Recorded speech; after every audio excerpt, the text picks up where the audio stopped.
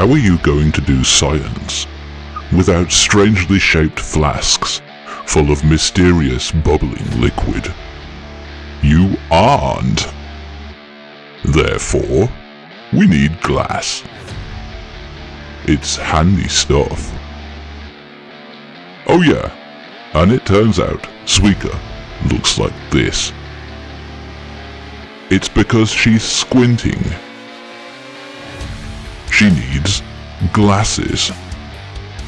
They go and dig out a bunch of quartz sand. I don't like sand.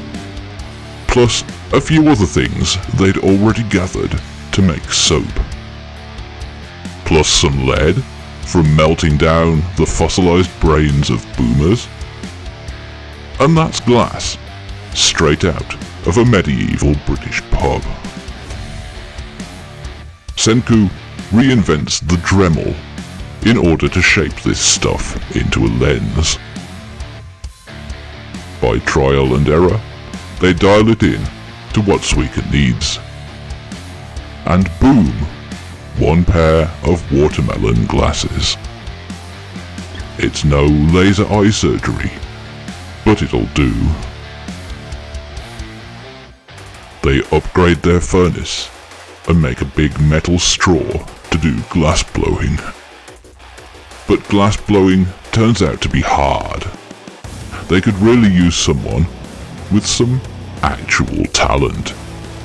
This old codger, Kasuki, made Kohaku's fancy shield, and the bridges into the village, and presumably other nice things.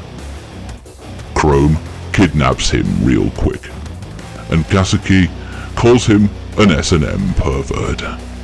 They sit him down and make him watch them do it all wrong. Are they doing it so badly just to piss me off, he wonders, because it's working. He jumps straight in and immediately puts them all to shame. And soon enough, Science Christmas comes, and they have a whole-ass lab. Meanwhile, the Beatstick Squad are having difficulties. Kinro, it turns out, also can't see shit. But being a hard-fighting, hard-farting manly man, he won't admit it to anyone. Maybe making the spear tips shiny will help. You know, so he can see the end of his tickling stick. Plus, they'll look cool. They decide to go and bug Senku under that pretext. Senku agrees to make another shiny spear, but only a silver one, and only because they will need it for a very dangerous mission. This episode is about teamwork, or more precisely, it's about asking for help.